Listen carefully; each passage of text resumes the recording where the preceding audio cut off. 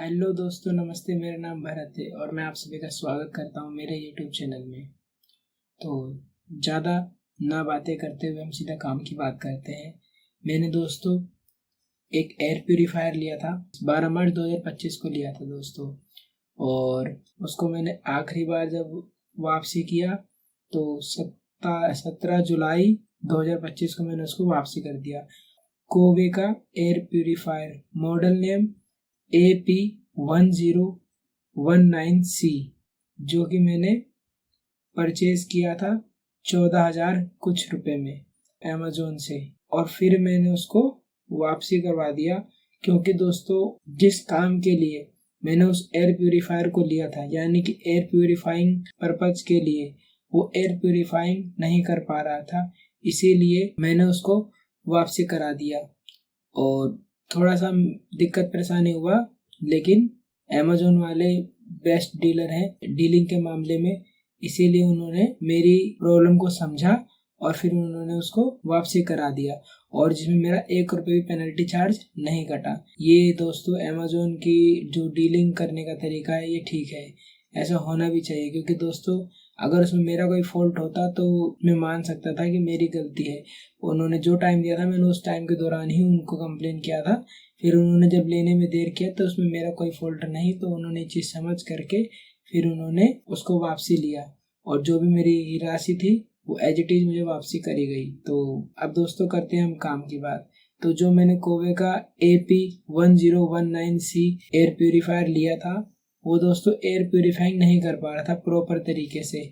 यानी कि हमको जो मेरे इन्वायरमेंट में AQI मीटर से चेक करने पर जो पोल्यूशन का लेवल था, वो अगर 500 से 700 के बीच में था, तो दोस्तों वो एयर प्यूरीफायर 2 या 3 घंटे चलने के बावजूद भी, या 4 घंटे या फिर 8 घंटे भी चलाकर देखा मैंने, उसके बावजूद भी वो 400 से नीचे नहीं जा रहा था।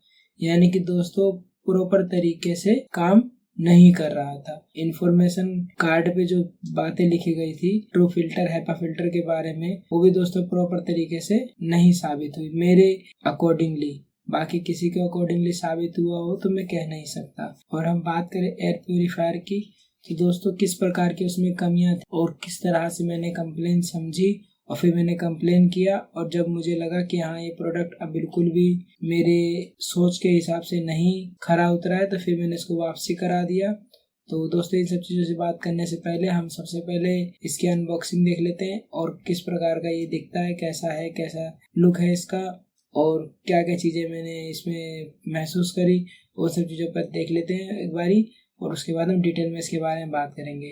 तो चलिए दोस्तों देखते हैं इसके अनबॉक्सिंग। तो ये है दोस्तों कोवे का AP1019C एयर प्यूरीफायर। अब देखिए दोस्तों, ये मैंने इसका कटिंग कर दिया है, और कवर को एक एक करके निकालेंगे और देखते हैं दोस्तों। इसमें मिला है दोस्तों हमको एक कोवे का यूज़ मेनू, कि आप किस प्रकार से इसको यूज़ कर सकते हैं और कहाँ इसको रखना चाहिए, कैसे इसका यूज़ है। दोस्तों इसमें इस तरह की कुछ इन्फॉर्मेशन दी गई है, और इसके यूजेस के बारे में, फिल्टर्स के बारे में, रूम में कहाँ इसको रखना चाहिए, और इसमें कौन कौन से फिल्टर लगे होते हैं, किस प्रकार से ये जो धूल वगैरह होती है, जो छोटे छोटे कण होते हैं, जो डस्ट वगैरह होती है, उसको किस तरह से ऑब्जॉर्व करता है और किस तरह से फिल्टर हवा निकाल कर देता है, वो इस मेनू कार्ड में आपको दिख जाएगा। और अब हम आगे चलते हैं दोस्तों। वैसे तो कई प्रकार के एयर प्यूरीफायर थे वहाँ पर मैंने कोवे का अपने बजट के हिसाब से तय किया, और कोवे का एयर प्यूरीफायर मुझे पसंद आया, इसीलिए मैंने ये वाला लिया। पर ठीक है दोस्तों, ये मैंने इसको निकाल लिया है। अब डब्बे में देखिए दोस्तों, सिर्फ एयर प्यूरीफायर एक मेनू के अलावा और कुछ नहीं दिया गया है। ये इसका हम हर एक साइड एक बार देख लेते हैं। ये इसका फ्रंट साइड था, ये इसका लेफ्ट साइड, ये इसका बैक साइड, ये इसका राइट साइड। बैक साइड में दोस्तों एक और मेनू विद सिर्फ दिया हुआ है पन्नी में डाल करके, और इसका लेफ्ट साइड में एक और छोटा सा फिल्ट्रेशन बॉक्स दिया गया हुआ है। चलिए दोस्तों, सबसे पहले हम एक एक करके इसका स्टिकर निकालते हैं और देखते हैं क्या मिलता है। ये मैंने इसका पहला स्टिकर निकाल दिया है, ये दूसरा निकालते हैं दोस्तों, और फिर ये आखिरी स्टिकर। और अब देखते हैं दोस्तों इसमें क्या मिलता है। इसमें दिया हुआ है दोस्तों इसके यूजेस के बारे में भी, जो उसमें दिया हुआ था उसे वही इसमें दिया हुआ है, किस प्रकार के इसके यूजेस हैं, कैसे कैसे इसको यूज कर सकते हैं, कहाँ कैसे इसको रखना है दोस्तों, वही सब इसमें दिया हुआ है। और दूसरे वाले में दोस्तों इसमें भी इसके यूजेस के बारे में ही बताया गया हुआ है। इसको हम अभी साइड रख देते हैं, और देखते हैं दोस्तों किसकी साइड, लेफ्ट साइड में जो बॉक्स दिया गया उसमें क्या है। ये दोस्तों एक फिल्ट्रेशन बॉक्स है और इसमें कुछ है नहीं, एक छोटा सा स्पंजिंग रबर टाइप इसमें लगा हुआ है और दोस्तों कुछ नहीं है। अब हम इसको खोल लेते हैं और किस प्रकार से असेंबलिंग होगा वो देखते हैं दोस्तों। ये मैंने इसको खोल लिया है। दिखने में दोस्तों बहुत ही ज़्यादा सुंदर, काफ़ी हद तक अपने आप को साबित करने वाला एयर प्यूरीफायर है, कोवे का एयर प्यूरीफायर। मैंने काफ़ी ज़्यादा वीडियोस इसके बारे में देखी, तब जाके मैंने इसे चूज़ किया हुआ है। काफ़ी ज़्यादा रिकमेंडेशन के बाद ये कोवे का एयर प्यूरीफायर मुझे पसंद आया था, फिर मैंने इसको परचेज़ किया। तो दोस्तों इसमें दिए हुए हैं 2 तरह के, एक हैपा फ़िल्टर और एक कार्बन फ़िल्टर। देखते हैं दोस्तों, हैपा 13 है, ये हमने निकाल दिया इसमें से कार्बन फ़िल्टर। और अब हम इसको सेटिंग लगाएंगे इसके कवर के ऊपर, और दूसरी तरफ हम हैपा फ़िल्टर भी निकाल कर देख लेते हैं। और हैपा फ़िल्टर कुछ मोटा दिया हुआ है, दिखने में दोस्तों ठीक है। लग रहा है कि जितना इसमें पैसा लगा हुआ है वो सब वसूल हो जाएगा। देखते हैं दोस्तों, वो तो यूजेस के बाद ही पता लगेगा कि पैसा वसूल होगा कि नहीं हो पाएगा। अभी हमने इसको अच्छे अटैच कर दिया है कार्बन फ़िल्टर और हैपा 13 फ़िल्टर को। और अब हम इसको इसके प्लास्टिक बॉक्स पे अटैच करेंगे, फिर उसके बाद इसको हम असेंबल करेंगे वापस अपने एयर प्यूरीफायर के साथ। तो ये दोस्तों मैंने ठीक तरह से इसको असेंबल कर दिया है।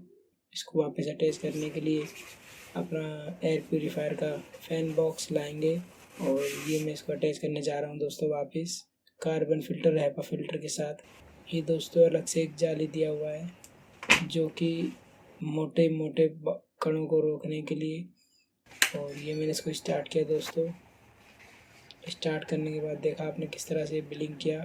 और अब मैं इसको स्टार्ट करने के लिए यहाँ पर फ्लैश करूँगा दोस्तों। बड़ा स्मूथिंग फ्लैश सिस्टम है। और देखिए दोस्तों, इसमें ब्लू लाइट जल रही है और ये हवा ले रहा है धीरे धीरे अंदर। हवा देखिए दोस्तों यहाँ से छोड़ भी रहा है और नीचे से शक कर रहा है, ऊपर से छोड़ रहा है। अब देखिए दोस्तों, लाइट पीली हो चुकी है और अभी रेड हो चुकी है, यानी कि बहुत ज़्यादा कमरे में बहुत ज़्यादा वो है पोल्यूशन, इसी कारण इस प्रकार से शो कर रही है। और इस वक्त मेरे कमरे का जो पोल्यूशन लेवल है वो एक्यूमीटर से कुछ इस प्रकार से दिखा रहा है। और कुछ देर के बाद हम देखेंगे दोस्तों इसमें क्या होता है। देखिए दोस्तों, ये यहाँ से इसको हवा को खींचता है। देखिए दोस्तों, कागज़ वापस चिपक गया है। ऊपर करने पर ऊपर हो रहा है, नीचे करने पर नीचे हो रहा है, लेकिन कागज़ अपनी तरफ खींच रखा है, यानी कि हवा यहाँ से शक करता है, हवा यहाँ से खींचता है और ऊपर से छोड़ता है। ये है दोस्तों इसका प्रोसीजर। तो दोस्तों, हमने एयर प्यूरीफायर की अनबॉक्सिंग देख ली और हम बात करते हैं अब इसकी कमियों की। तो दोस्तों, मैंने इसमें मुख्य रूप से 3 ही कमियों को फाइंड आउट कर पाया हूँ, जो कि वाजिब मुझे ऐसे लगे कि हाँ ये वाजिब कमियां हैं। और इस प्यूरीफायर को यूज करते हुए मुझे यही कमियां इसमें लगी।